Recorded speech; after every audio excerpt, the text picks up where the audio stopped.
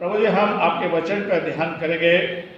आप हमसे बोलिए, बात करें, ताकि हमसे तेरा वचन बात कर सके। हमें अपनी आत्मा दो, ताकि हम कह सके प्रभु यीशु मसीह ने हमसे बातें करी हैं। भाइयों बहनों, आज जो प्रभु का वचन पढ़ा गया लूका की इंजील और उसका 11वां अध्याय, उसकी 1 आयत से लेकर 4 आयत तक हम उस पर ध्यान करेंगे। यहाँ पर प्रभु यीशु मसीह एक जगह प्रार्थना कर रहे हैं और प्रार्थना का जिक्र पुराने नियम से शुरू है। आदम के कितने बेटे थे, मैं आपसे पूछना चाह रहा हूँ। 2 बेटे थे। 2 नहीं, उसके 3 बेटे का जिक्र बाइबल में। तीसरे बेटे का नाम शेत था और शेत से जब उत्पत्ति की पुस्तक उसका 4 अध्याय उसकी 26 में आज पढ़े तो शेत से जो बेटा उत्पन्न हुआ उस समय से लोग प्रार्थना करने लगे। क्या करने लगे? प्रार्थना करने लगे। अगर हम देखें कि यीशु मसीह प्रार्थना कर रहे हैं और चेले आके पहली बात हम देखते हैं, यीशु मसीह के चेले आके कहते हैं कि तू हमें प्रार्थना करना क्या कर सिखा। क्या कर? प्रार्थना करना सिखा। मेरे प्यारे भाइयों बहनों, आज तक हमने यीशु मसीह से चेलों के समान कभी नहीं कहा कि प्रभु आप हमें प्रार्थना करना सिखाएं। जो अधिकार हमारा था प्रार्थना करने का, यह अधिकार हमने दूसरों को दे दिया। परमेश्वर चाहता है कि हम प्रार्थना खुद करें। अगर हम जकरिया की किताब को पढ़ें और उसके 10वें अध्याय को प्रभु कहते हैं 30वीं आयत में कि मैं तुम्हें प्रार्थना करने का आत्मा दूंगा। क्या दूंगा? प्रार्थना करने का क्या दूंगा? आत्मा दूंगा और लोग मुझसे प्रार्थना करेंगे। और प्रभु यीशु मसीह के चेले कहते हैं कि प्रभु आप हमें प्रार्थना करना सिखाएं। हम अगर पढ़े रोमियो की पुस्तक उसका 8वां अध्याय की 26वीं आयत में पौलुस कहते हैं कि हम प्रार्थना करना नहीं जानते, परंतु आत्मा ही आए भर भर के जो बयान से बाहर है हमारे साथ विनती करते हैं। प्रभु चाहता है कि उसके लोग उससे प्रार्थना करें, लेकिन हम प्रार्थना दूसरों से करवाते हैं। चेले ये चाहते थे कि वो भी प्रार्थना करना सीख जाएं। अगर हम दूसरा इतिहास और उसका 7वां अध्याय की 24वीं आयत को पढ़ें तो वहां पर प्रभु कहते हैं कि जो मेरी प्रजा कहलाती है दीन बनकर और मेरे सम्मुख आए और मुझसे प्रार्थना करें तो मैं उसकी सुनूंगा। प्रभु कहते डायरेक्ट कहते हैं कि उसके लोग आए और स्वयं प्रार्थना करें, किसी से नहीं, हम प्रभु से प्रार्थना करें।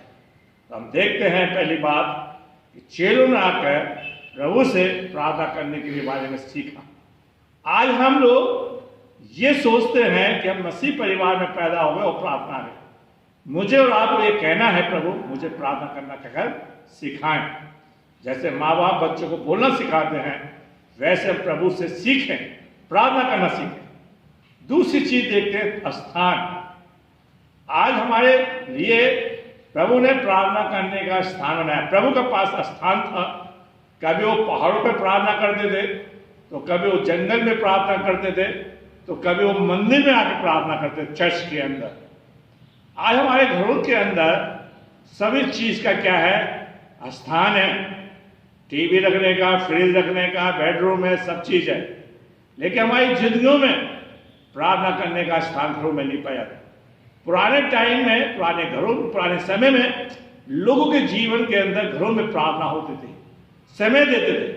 आज परमेश्वर का स्थान था प्रार्थना, जो वो लोग प्रार्थना करते थे। दाऊद ने परमेश्वर का एक स्थान बनाया, मूसा ने तम्बू बनाया ताकि उसके लोग वहां जाके प्रार्थना करते थे।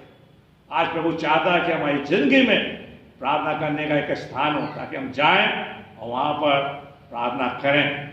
अगर हम डैनियल की कहानी को पढ़ें, उसके 5वें अध्याय को, डैनियल की किताब उसके 5वें अध्याय को पढ़ें तो डैनियल अपने स्थान पर जाकर खिड़की खोल के क्या करता था?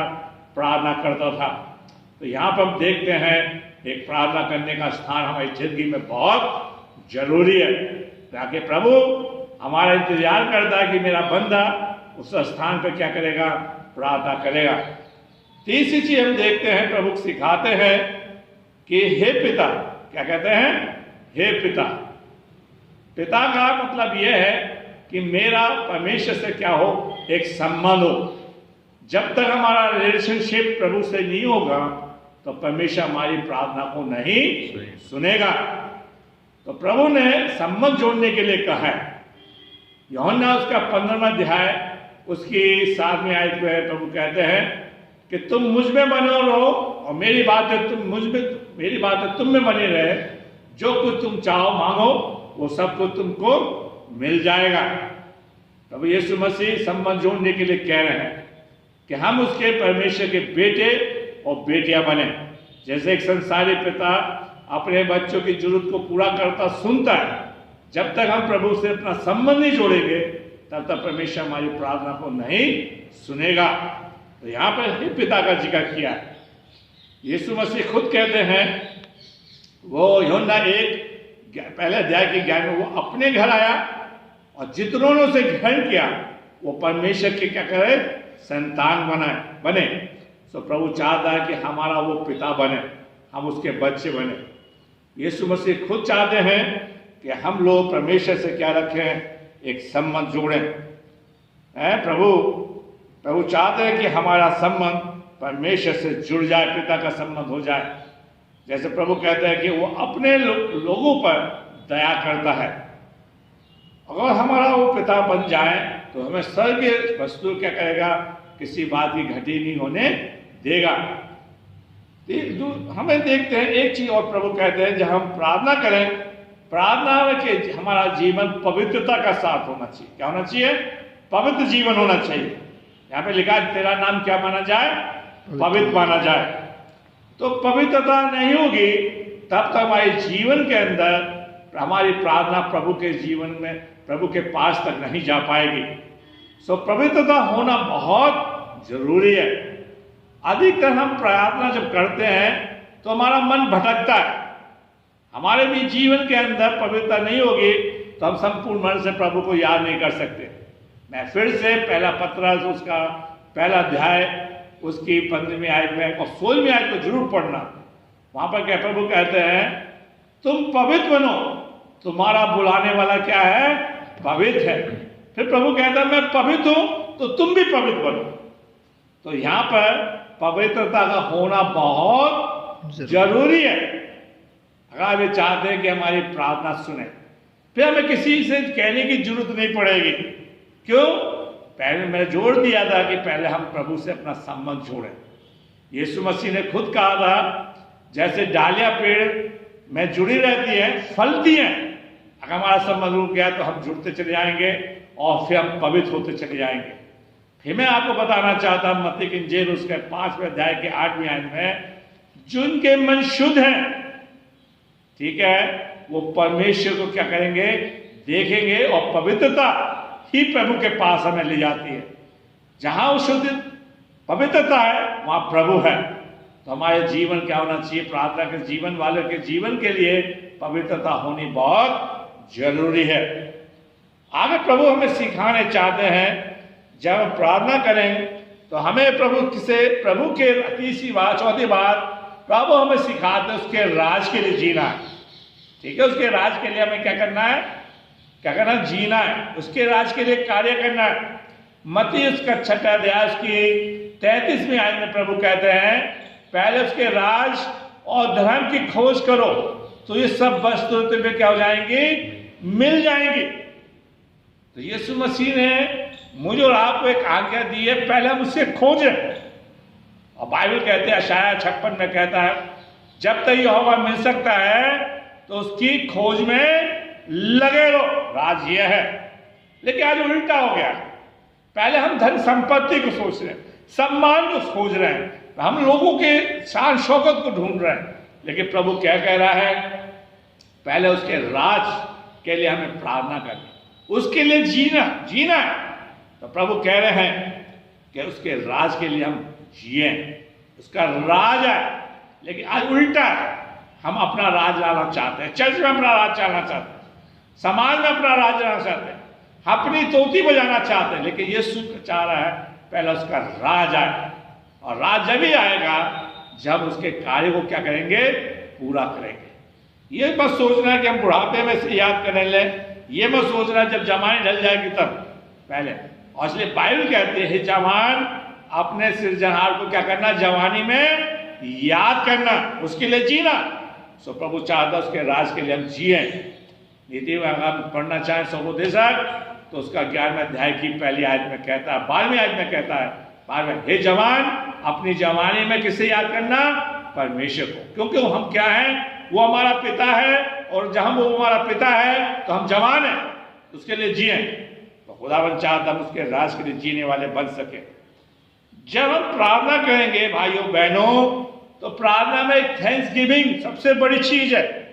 हमें परमेश्वर को धन्यवाद देना है। क्या देना है, धन्यवाद देना। बाइबल में लिखा है भजन संहिता 50 और उसकी 23वीं आयत में, जो धन्यवाद का चढ़ाता है वो मेरी क्या करता है, महिमा करता है। प्रार्थना के अंदर जब भी हम करें प्रभु का धन्यवाद करें, कोटि कोटि धन्यवाद करें। आज जो कुछ है, जो कुछ हमारे पास है, मैं अपने लिए नहीं कह रहा, सबके लिए कह रहा हूं, वो सब किसका दिया हुआ है, परमेश्वर का है। तो हमें और आप, हम लोग क्या कहते हैं ना, नहीं हमने कमाया, ये हमें दिया। लेकिन बाइबल में बताती है कि जो कुछ हमारे पास है किसका है, परमेश्वर का है। भजन संहिता 103 को अगर हम पढ़े उसकी पहले, हे मेरे मन तो यहोवा को क्या कर, धन्य कर। उसको हम धन्य कहना है, जो कुछ है, जितना हम उसको धन्य देंगे परमेश्वर हमारी प्रार्थना को क्या करेगा, सुनेगा। प्रभु हमारी प्रार्थना का उत्तर देगा। अगर हम फिलिपियों उसका 4 अध्याय को पढ़ें तो पौलुस साफ तौर से कहता है, तुम हर बात में परमेश्वर के साथ धन्यवाद देना, विनती करना, निवेदन करना। धन्यवाद का पहले कोट करता है और कहता है हर परिस्थिति को प्रभु में धन्यवाद देना। मेरे पहले भाइयों बहनों, अभी कुछ दिन पहले हमने ईस्टर बनाया। ईस्टर से पहले यीशु मसीह की पैदाइश, जब सरदूत ने गड़बड़ी को संदेश दिया तो उन्होंने धन्यवाद के वो क्या, और लिखा है आकाश में परमेश्वर की क्या हो, स्तुति हो। और परमेश्वर चाहता उसके लोग परमेश्वर को धन्यवाद दे, मन से, तन मन से हमें धन्यवाद देना चाहिए। इस बात को परमेश्वर हमसे कह रहा है कि हम परमेश्वर को क्या करें, धन्यवाद दें। आगे परमेश्वर अपने चेलों को सिखा रहा है, जब तुम प्रार्थना करो तो हमें दिन भर की रोटी के लिए प्रभु से क्या करना है, निवेदन करना है, भविष्य के लिए चिंता नहीं करनी। और प्रभु कह रहे हैं कि हमें प्रतिदिन क्या कर देना, भोजन। मतलब उसका कहने का मतलब प्रभु का ये था, मैं जो सोचता हूं कि प्रभु आज की चिंता मेरे लिए बहुत है, प्रभु मेरे बोझ को, इसलिए प्रभु कहते हैं मत्ती की इंजील उसका 11वें अध्याय के 28वें आयत में, हे परिश्रम करने वालों, बोझ से दबे लोगों, मेरे पास आओ, मैं तुम्हें क्या करूंगा, विश्राम दूंगा। प्रभु ने जैसे उस भीड़ को रोटी दी है, और यीशु मसीह ने खुद कहा कि नाशवान भोजन के लिए चिंता मत करना, आकाश के पक्षियों को देखो जो न बोते न काटते। सो प्रभु हमें सिखाना चाहता है कि हमें अपना सारा बोझ परमेश्वर के ऊपर डालना है। पहला पत्र उसका 5वें अध्याय की 7वीं आयत के अंदर प्रभु में सिखाते हैं कि सारी चिंताएं प्रभु के सम्मुख डालना है। तो हम लोग नाशवान चीजों के लिए पीछे मत भागे, क्योंकि प्रभु हमारे बोझ को उठाने के लिए हमेशा तैयार है। बाइबल में लिखा है जवान शेर भूखे रह सकते हैं, लेकिन परमेश्वर के खोजी भूखे नहीं से, भजन संहिता 34 में है। सो प्रभु चाहता है कि हम भोजन के लिए प्रभु से बस सिर्फ उतना मांगे जो प्रभु हमें दे सके, और मांगे उतना मिल सके। आगे प्रभु हमें सिखाना चाहते हैं, जब हम प्रार्थना करेंगे तो सबसे बड़ी बात प्रभु कहता है हमें अपने अपराधों को क्या करना है, मानना, अपने अपराधों को मानना है, और दूसरे के अपराधों को क्या करना है, क्षमा करना है। ठीक है, हम आशा तो क्या रखते हैं कि दूसरा हमारी गलती को माफ कर दे, लेकिन हम किसी की नहीं करेंगे। अगर हम यशायाह की पुस्तक उसका पहला अध्याय की 18वीं आयत को पढ़ें तो वहां पे लिखा है कि देख तेरे जितने पाप काली घटा के समान है उसको मैं क्या कर देता हूं, माफ कर देता हूं, पीठ के पीछे फेंक देता हूं, हिम के समान सफेद कर देता हूं, और फिर मैं उनको क्या नहीं करूंगा, क्षमा नहीं करूंगा। यीशु मसीह ने सिखाया था कि जैसे तुम अपने एक दूसरे के अपराध क्या करना, क्षमा करना। उनके लिए दुआ करना, लेकिन हम ऐसा नहीं कर रहे। यीशु मसीह कहते हैं कि तुम एक दूसरे के अपने पापों के क्या करना, क्षमा मांगना। गलती नीति बचाए उसका 28वें अध्याय की 13वीं आयत को अगर हम पढ़ें तो वहां लिखा है, जो अपने अपराध मान लेता है और छोड़ देता है तो परमेश्वर उस पर क्या करता है, दया करता है। सो प्रभु चाहता है कि हम अपने पापों को प्रभु के सामने मांगे, गलती को माने कि प्रभु मैं तेरे सम्मुख क्या हूं, पापी हूं, और मैं अपनी गलती को छोड़ना है। ये प्रार्थना हमें सिखाती है और प्रभु हमारी प्रार्थना को क्या करेगा, सुनेगा और उत्तर देगा। प्रभु चाहता है कि हम जब हम प्रार्थना करें तो अपनी गलती को माने, और प्रभु चाहता है। और आखिरी बात मैं आपके सम्मुख करना चाहता हूं, जब हम प्रार्थना करेंगे तो प्रभु से एक बात और कहनी है, प्रभु मुझे आजमाइश में, परेशानी में, टेम्पटेशन में, परेशानी में से बचने के लिए हमें क्या करना है, क्या करना है, प्रार्थना करनी है। जैसे आज बीमारी चल रही है भय, तो प्रभु से कहना, प्रभु मुझे इस बीमारी से बचाएं, मुसीबत से बचाएं, संकट से बचाएं। इसके लिए हमें क्या करना है, क्या करना है, स्वयं प्रार्थना करना है, किसी का सहारा नहीं लेना। यानी मैं भी लिखता है कि तू मुझसे प्रार्थना कर, मैं तेरी क्या करूंगा, सुनूंगा। जब यीशु मसीह पर परेशानी आई थी, उसने किसी से नहीं कहा था, चेलों से कहा था कि तुम यहाँ पर खड़े होकर दुआ करना, ले बैठ के दुआ करना। लेकिन यीशु मसीह गतसमनी के बाग में जाकर उस टीले पर बैठ के अपने घुटनों के घुटने टेक कर उस परेशानी के लिए, परीक्षा के लिए प्रार्थना कर रहा है, और प्रभु से कह रहा है कि प्रभु तेरी इच्छा हो तो इस परेशानी को क्या कर, दूर कर। लेकिन जब हम क्या होता है, कोई परेशानी आती है तो हम कॉल करते हैं, दूसरों से कहते हैं कि भाई हमारे लिए क्या करना, प्रार्थना करना। लेकिन प्रभु हमें सिखा रहे हैं कि हमें स्वयं अपने लिए प्रार्थना करनी है, ताकि प्रभु हमारी प्रार्थना को क्या कर सके, उत्तर दे सके। प्रभु आपको आशीष दे। आइए हम प्रार्थना करेंगे। प्रभु जी, हमने तेरे वचन को सुना है और आपने हमें बोलने की सामर्थ्य दी है, और तूने इन लोगों से सबसे बातें करी होंगी। प्रभु जी, काश प्रभु जी हम भी आपके चरणों में आकर जैसे चेलों ने कहा था हमें प्रार्थना करना सिखा, हम सीखें। और प्रभु जी आप तेरे कदमों में बैठकर अपना जीवन पवित्र बनाए, हमारे जीवन के अंदर एक स्थान हो जाए, हमारे जीवन के अंदर पवित्रता पाई जाए, ताकि तू पवित्रताओं में बीच में पाया जाता है, ताकि हमारे सारे पाप क्षमा करे। और तेरे वचन में लिखा है कि यीशु मसीह का लहू हमें सब पापों से शुद्ध करता है। ये वचन हमारी जिंदगी में काम है। यीशु के नाम में।